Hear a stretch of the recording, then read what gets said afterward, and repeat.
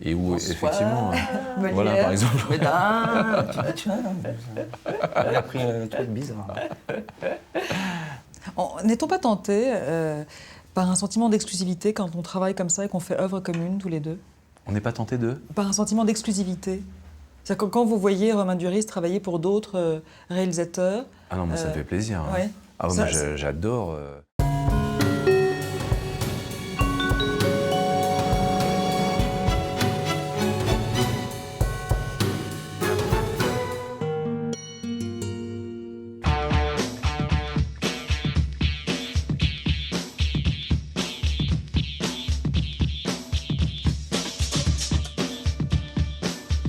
Bonsoir et bienvenue sur Canal+ Cinéma. Cette semaine, dans la grande interview, nous recevons Romain Duris et Cédric Clapiche pour son nouveau film Paris.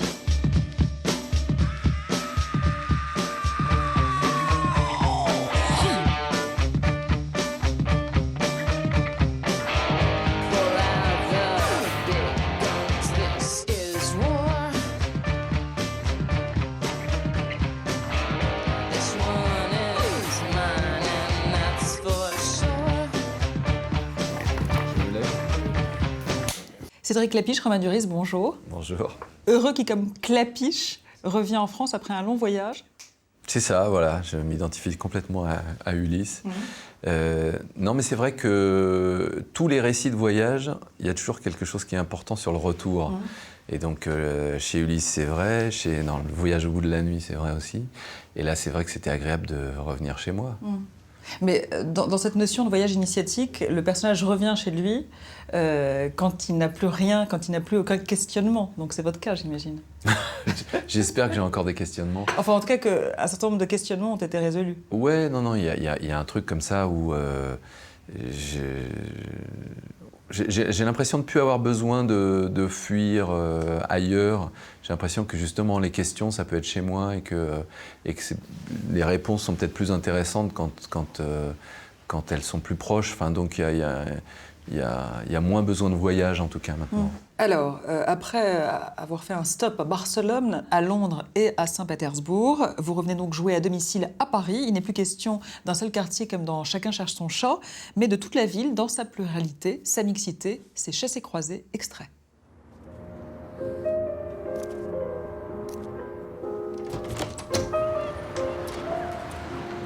Je suis malade.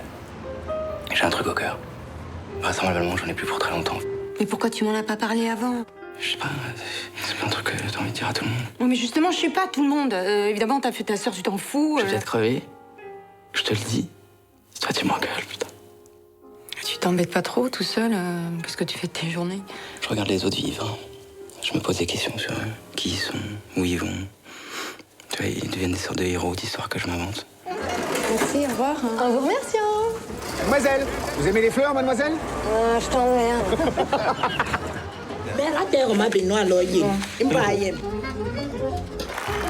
Ça a toujours été comme ça dans Paris. C'est qu'elle fabrique en permanence sa modernité sur ce conflit entre le vieux et le moderne. En faisant le cours en amphi, j'ai eu une vraie illumination. Et alors, tu l'as abordé? Pire, je lui ai envoyé un texto. Je me suis fait passer pour un jeune mec. Tu lui as écrit quoi? Je lui ai mis...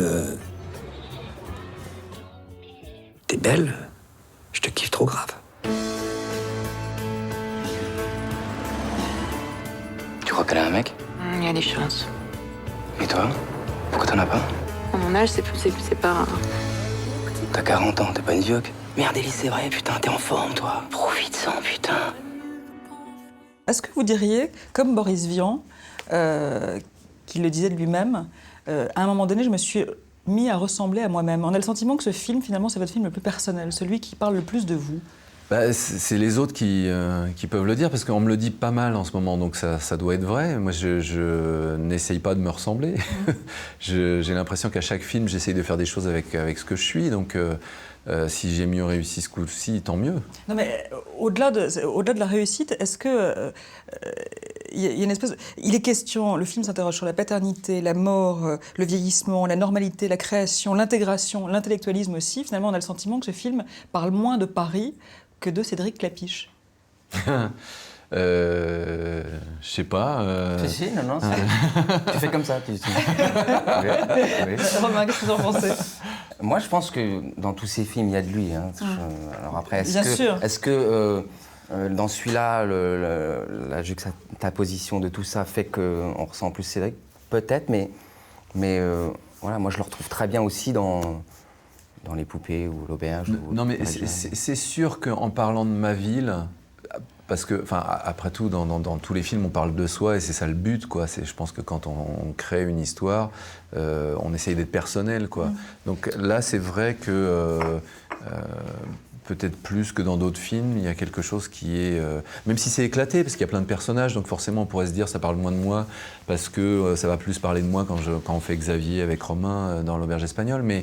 Mais là, le but, c'est que ce soit un portrait de Paris fait par moi, et que moi, j'attends beaucoup qu'il y ait d'autres réalisateurs qui fassent un portrait de Paris pour que ce soit différent. Alors, quoi. je vais vous poser la question autrement. On a le sentiment que ce film est celui qui est le plus ancré dans le présent. C'est-à-dire que Le Péril jeune parlait du passé, peut-être était un film d'anticipation, qu'il était tourné vers le futur. Celui-là s'inscrit vraiment dans le présent et dans votre présent. Oui, c'est vrai. Non. Là, j'ai essayé de parler de Paris aujourd'hui. Et c'est vrai que j'essaye aussi de parler de mon âge, parce qu'il y a eu pas mal de films où je parlais de gens plus jeunes. Et là, j'ai 46 ans. Il y a un truc aussi de... Bon, alors même s'il y a plein de gens, parce qu'il y a Fabrice Lucchini, il y a Karine Viard, il y a Dupontel, il y a Mélanie Laurent, donc c'est des générations différentes. Mais c'est vrai que c'est plus proche de mon âge, ma façon de voir aujourd'hui. Ouais. C'est ça. Là, on y est. Voilà. Non, c'est ça, c'est exactement ça. C'est en ça que peut-être ça lui ressemble plus. C'est que là, il filme, ouais, c'est ça. Son actualité. Ouais. Paris est un film choral, un chassé-croisé de destin, d'intrigue, un maelstrom de vie. Est-ce que portraiturer Paris, c'est sonder sa réalité sociale? Est-ce que vous êtes un peu le Lévi-Strauss de Paris, comme vous avez été un peu l'anthropologue de la jeunesse à un moment donné? Oui, alors c'est vrai que dans le côté anthropologie, il y a un truc qui est intéressant, parce que c'est à mi-chemin entre la psychologie et la sociologie. Il y a quelque chose qui fait que les deux peuvent se cumuler. Et moi, c'est vrai que quand je fais le portrait de Paris, il y a un regard social et un regard psychologique. Et que j'aime bien le fait qu'il y ait un va-et-vient entre des choses très intimes, parce qu'on le voit chez le docteur vivre des moments très intimes qu'on vit justement...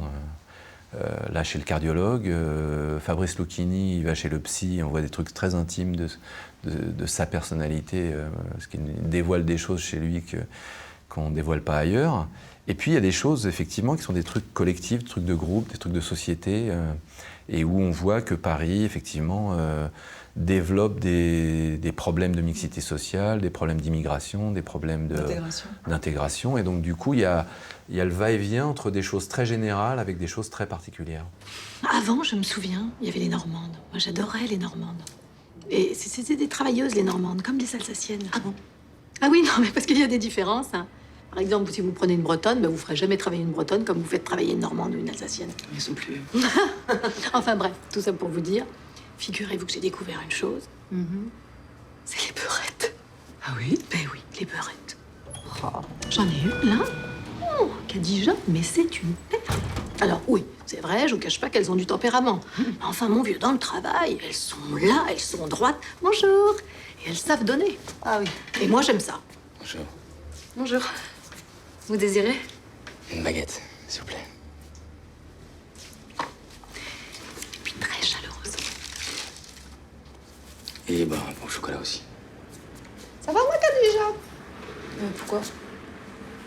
Bah non, comme ça, pour poser la question. Ça vous fera 2,40. Khadija. Non, vous fermez cette caisse, 2,40. Vous tapez d'abord ici, puis là, puis là. Voilà, j'en étais sûre. C'est votre 6e film ensemble. Comment définiriez-vous votre couple? Un vieux couple. Mais encore. Tu laisses parler quoi, là? Le féminin ou le masculin? Alors, vas-y, choisis. Non, je crois que ça a pas mal évolué, en fait, parce que ça fait combien de temps? 13 ans. 13 ans de vie commune. 13 ans.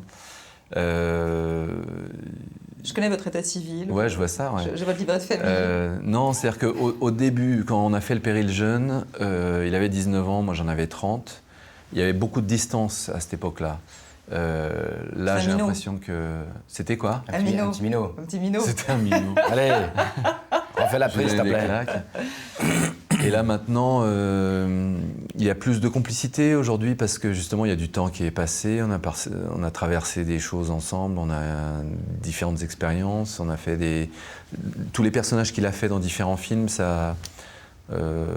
Enfin, il y a un truc d'amitié, pratiquement plus que de couple réalisateur-acteur, il y a ça qui Mais se met ce entre. qui est souvent le cas dans les couples acteurs-réalisateurs, à quel couple de cinéma se rapproche le plus votre couple? Je pense à Truffaut-Léo, bien évidemment, Scorsese-DiCaprio ou Depp-Burton.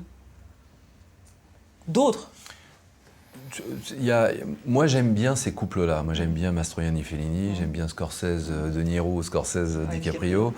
Je trouve ça toujours attachant quand il y a justement une admiration réciproque, quoi.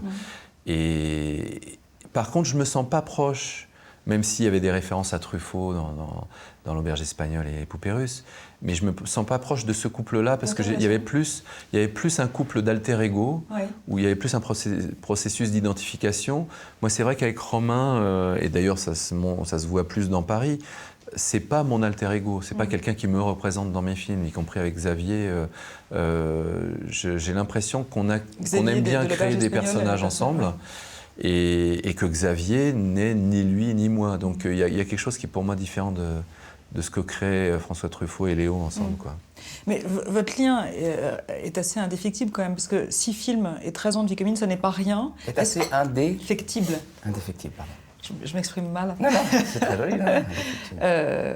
Ça n'est pas rien, 13 ans de vie commune. Est-ce que c'est aussi parce que vous êtes nés tous les deux au cinéma, ensemble, en même temps? Romain en tant qu'acteur et vous en tant que réalisateur? Oui, non, ça crée des liens, c'est sûr. Hein. Mais ça dépasse ça, parce que le rapport, il s'est fait au fur et à mesure des films, parce qu'après Le Péril jeune, il y a eu un petit rôle dans Chacun cherche son chat, ensuite un plus gros rôle dans Peut-être. Moi, je dirais que c'est après Peut-être que l'histoire est née. Quoi.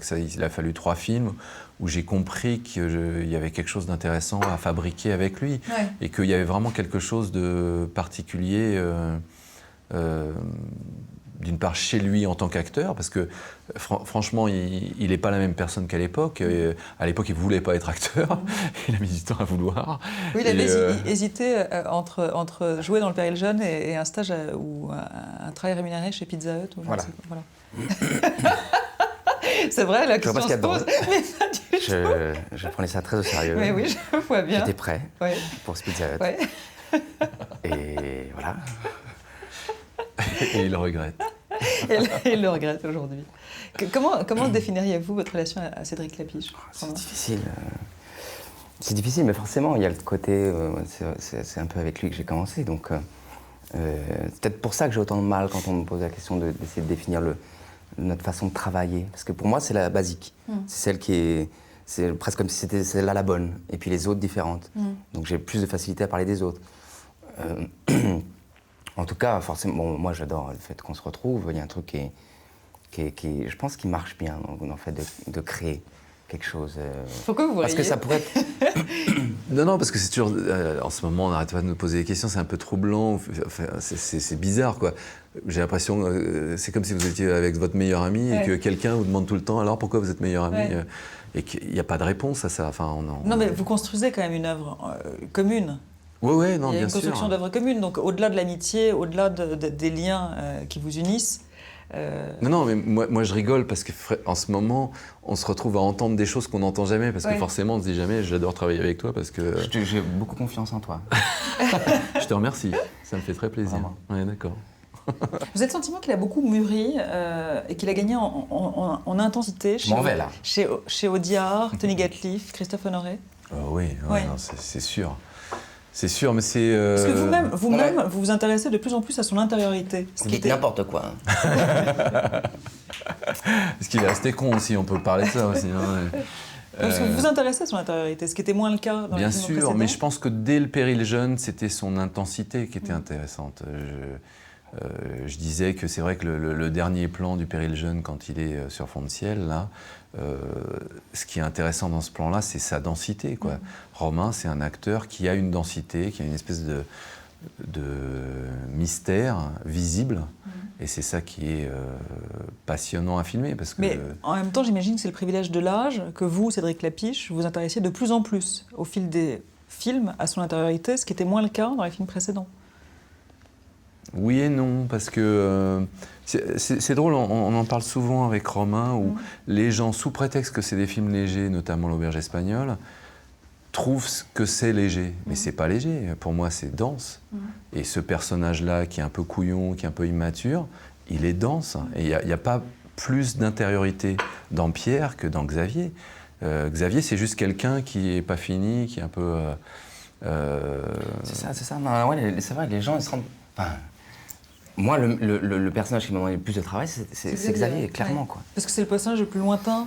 Le plus lointain, le plus... Oui, je ne comprenais pas, je l'aimais pas. Et il a fallu vraiment qu'on travaille en amont. Je lui réinvente une vie. Comment il a pu vivre toutes ces années et puis en être là. Enfin bref. Donc ça m'a donné une clé pour la suite. Ouais. Je pense que j'aurais pas fait le film de Jacques Audiard. Le travail de l'acteur, j'aurais moins su où ça pouvait se situer. Mais grâce à l'auberge, voilà, il y a eu un truc il y a un truc qui s'est dénoué et qui m'a permis maintenant de rentrer dans les personnages. Enfin, j'ai compris à peu près une façon de rentrer quoi, que je ne connaissais pas avant. Bon, je crois que votre oncle avait quelque chose à vous dire.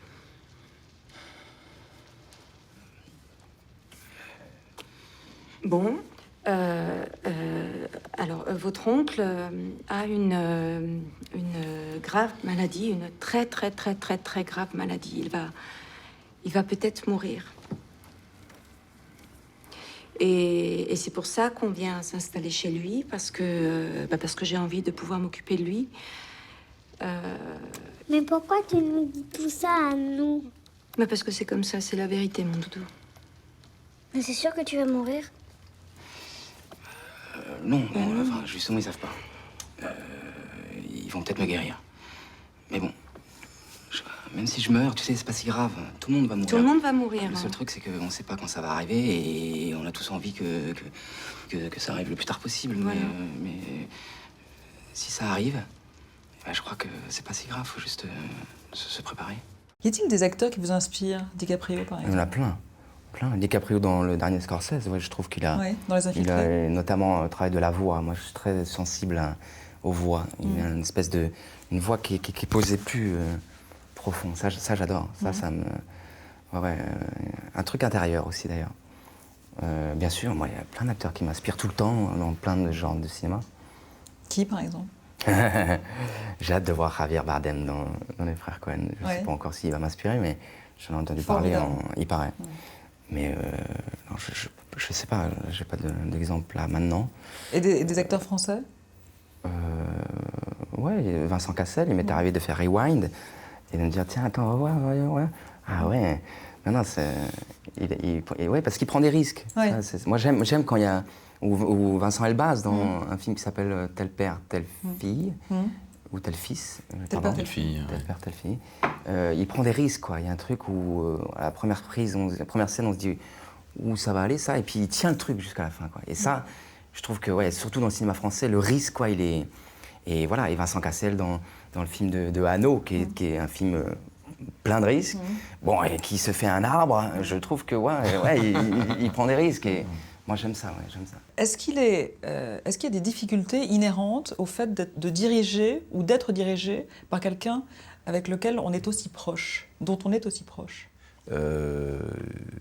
Enfin, forcément, quand il fait Molière, quand il fait Arsène Lupin, quand il fait le film de Jacques Audiard... Le bat de mon cœur s'est arrêté. Voilà, il y a un univers différent qu'il ne connaît pas, du coup il est obligé d'aller ailleurs, quoi. Alors qu'effectivement, avec moi, il y a des choses où il y a des choses qu'on attend chacun de l'autre, il y a un truc on se connaît, quoi. Donc du coup, il y a moins de surprises, forcément. Ouais. Par contre, il faut mentir plus, peut-être, je sais pas. Ouais, mais par contre, j'ai l'impression, alors moi, en tant que réalisateur, parce que je le connais bien, et ça c'est quelque chose que je sens avec Zinedine Solem aussi, j'approfondis plus, je vais plus loin, parce que j'ai pas peur d'aller très loin, quoi. Il y a quelque chose qui fait que je veux, même, notamment dans le personnage de Pierre dans Paris, le but pour moi, c'était de dépasser des choses justement qu'on n'avait jamais fait. Et que, Est-ce que et ce qui est vrai également, c'est que vous n'avez pas le voir rééditer des choses qu'il a fait chez d'autres réalisateurs, pour d'autres réalisateurs, chez vous, devant votre caméra? Non, parce que y a le truc où je pense que quand on est des réalisateurs aussi différents que Tony Gatliff ou Jacques Audiard, on ne cherche pas les mêmes choses, donc forcément, je peux pas l'amener aux mêmes endroits que ces réalisateurs-là. Par contre, il y a des facettes de lui que je vois, que vous découvrez, que je découvre quand il fait un film d'époque ou quand il fait des films différents, et où effectivement, voilà par exemple. Mesdames, tu vois, elle a pris un truc bizarre. N'est-on pas tenté par un sentiment d'exclusivité quand on travaille comme ça et qu'on fait œuvre commune tous les deux? On n'est pas tenté de? Par un sentiment d'exclusivité. C'est-à-dire que quand vous voyez Romain Duris travailler pour d'autres réalisateurs... Ah non, mais ça me fait plaisir. Hein. Ouais. Ah, moi, j'adore aller voir tous ces films qu'il a fait, parce que justement, comme on se connaît bien, ce serait horrible qu'il travaille qu'avec moi. Quoi. Ouais. Enfin, je veux dire, mais un film sans Romain Duris, c'est une souffrance? C'est un vrai couple, hein. C'est un vrai couple. Va voir ailleurs, parce que vraiment... Sors, je sais pas, fais quelque chose. Voilà. Puis reviens avec un sang neuf, quoi, quelque chose quoi, qui nous fasse vibrer. Hein. Non, par contre, c'est vrai, à l'opposé, Ni pour ni contre, le film récent que j'ai fait sans lui, c'était triste qu'il soit pas là, ouais, c'est vrai. Alors, prenons Romain Duris, si j'ose dire, sous un autre angle. Les Inrocks voient plutôt Romain Duris l'emblème du jeune Parisien, de par, je cite, sa dégaine cool négligée, son phrasé limite branleur. C'est ce qu'on pourrait dire sur les Inrecuptibles, par exemple. Ça décrit assez bien les Inrecuptibles. Mais en fait, pas du tout. Pas du tout, Romain Duris. Non, ça c'est... Alors, disons que le pauvre, il se coltine cette image-là, qui, pour moi, pas du tout ça. Mais c'est la raison pour laquelle je vous pose la question. Ouais, non, je trouve qu'il a pu être ça à 20 ans, pendant 6 mois, mais je trouve que c'est le contraire d'un branleur, hein, Romain. Non, mais un phrasé limite branleur. Non, vraiment, j'adhère avec rien de la phrase. Et encore une fois, connaissant pas mal de journalistes des Inrocks, ça leur correspond bien. Mais non, c'est une espèce de jeu un peu ridicule. Les macarons, là. Allez-y. Non, merci. Allez-y. Les titres des films sont comme des... les titres des films sont comme des haïkus. Ils témoignent toujours d'un état d'esprit. Quel est le vôtre aujourd'hui, avec Paris?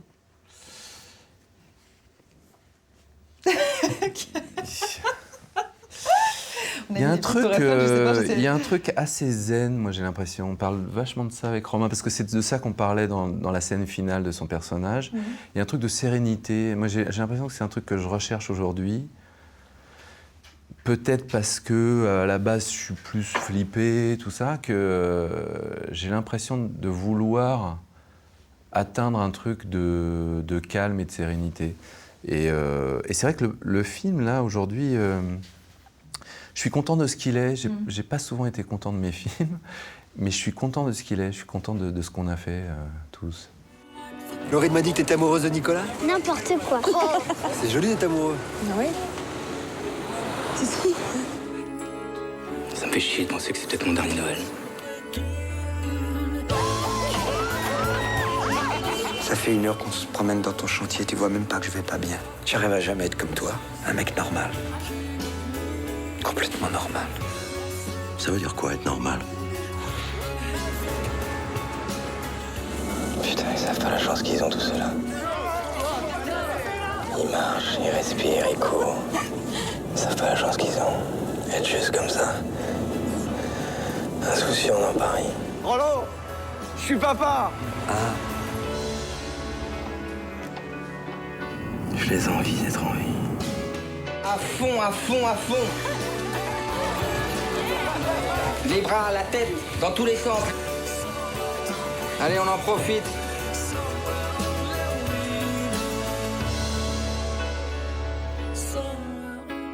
Alors, votre premier film, Rien du tout, s'ouvrait sur un Jean-Pierre Daroussin accoudé sur un balcon dominant Paris, comme Romain Duris dans Paris. Alors, la question que je me posais, c'est est-ce que la boucle est bouclée? Est-ce que finalement, c'est la fin d'un cycle parce que chaque rien du tout devient un tout à un moment donné?